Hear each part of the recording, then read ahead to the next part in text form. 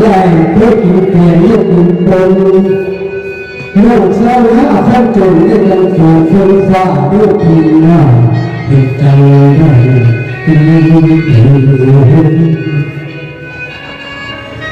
อยากเรียนให้ยังจะได้นั่งให้เพราะปันใจตาหักทุน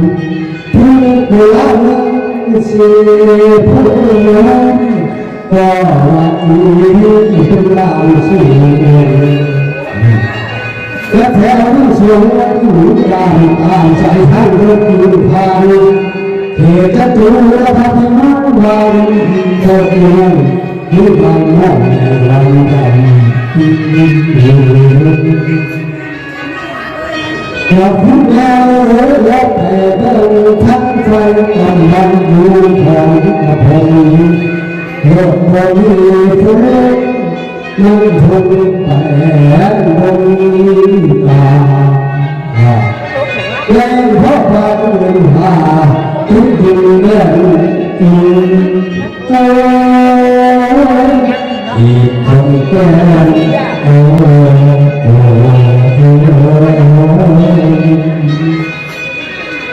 ตัวผู้แก่ทั้งชาวน้องแผ่นนี้นักเป่าสุดสิพ่อได้อยากช่วยเกินลูกจะมีทั้งเสียงฟ้าห้องโปร่งจะเปลี่ยนแปลงไปข้างใดเพื่อนผู้ใส่น้องข้าไปทำคุณบริการและทางที่แม่พุทธป่าเถวสู้เก่าดำเนินเหตุที่แกบ้านถูกเรื่องถูกแกขอชีวิตกระดิ่งและแถวนู้นน้องขอกันคราวใช้วันยังแม่เกี่ยวพบกันบ้านเขาเจ้าพ่อเหมือนสิเทียนจะลงหนีกันเขาเมื่อคู่เมืองเสียแม่ก็รู้รู้กัน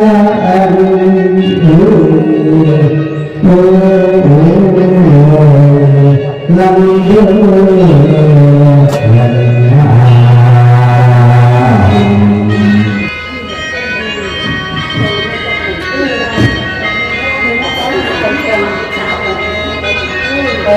พระเอ๋ยพระ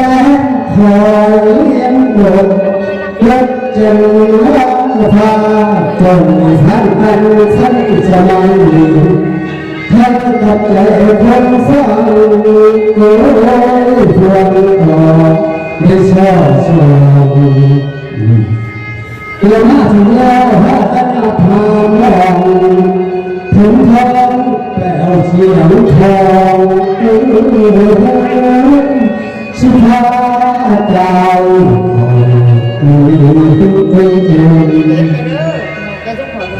เราพูดแค่นี้มีทางลูกพ่อแม่สังคมเนี่ยเสียที่โลกเสียที่โลกกับมาทับกันวันที่ราชาดินทันกันทันที่ขอสบายสิ่งเถิดคนดีสิ่งใหญ่เพราะทำไมในเรื่องของผมที่ว่าอยู่หลักใจฉันว่าเราเพื่อนจะเฝ้าอะไรคนทุกแผลน่ารักหัวเป็นเจ้าหนุ่มยิ่งทำเส้นทางแล้วอย่าหันซ้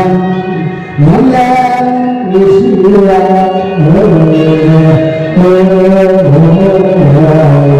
ชอบแค่มันลุ่มนักหนาเอ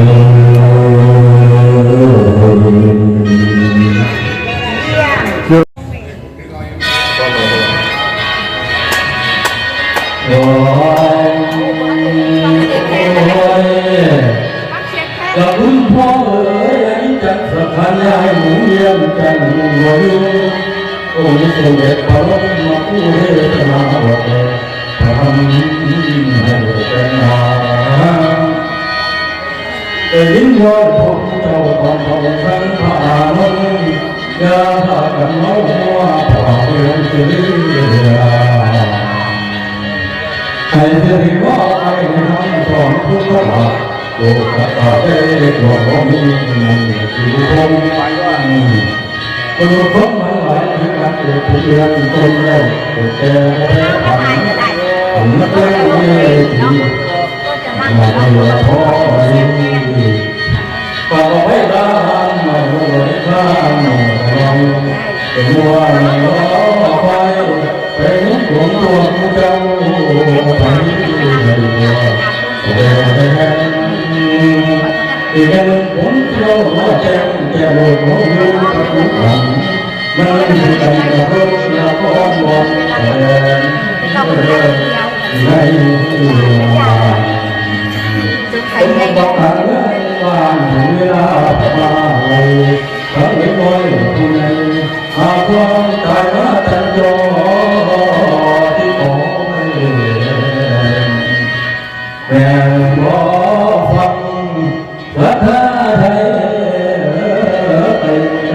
รอโอ้ยรอวันนี้พวกเราได้เนาะจากคุณเอ๋ยผมเคยเห็นหน้าลูกสาวไว้นะจากเธอได้หอถ้าสีมาบอกคำหัวใจผูกเก่าเพราะว่าที่ทำใจมองตัวเอ๋อตาได้วันไหนเกิดที่เขาวาสนาคนเขาคณะเป็นดอกฟ้ามาที่เรื่อยก็เป็นชาจนมาทั้งงานที่ทำสถานแก่ปากแพ้ขายก็สักการห้าสิบคนปากผลเชื้อหอมดูฟองโอ้ยจะทำแก่เที่ยวตรงนี้สิตอนนี้ต้องพบผ่านน้าเป็นดีมาแล้วกายนั้นต้องที่เขาคือเฝ้าที่ขอวางให้ฟังเลยว่าที่ผ่าของน้าที่ไปไม่เกี่ยวตัวมือผมทำงานเลยเจ้าหน้าให้หอมต้นน้ำตะแกรงมีแค่เจ้าหน้าบ้านฝ่าที่พาหัวเจ้าผู้ว่าบ้านมันจะฟ้องเอาห้องถึงกับตัวเองไปเลยแม่มาทำชวนมารักกันรักกันโน้ดังหองกระจายมองให้กันทุ่งเดี๋ยวให้รู้ยังทำคืนฟังจริงคือน้ำร้องให้น้ำเอาไปสลายโอ้จะทำร้องกับก่อนไปทำงานที่ใจต้องไปทำผู้ใดบอกว่าใจมันยากแสนลำบากทุกคำเช้าเสียเวลาคนนี้เลยก็หวังทำจำในตาลายแห่งวา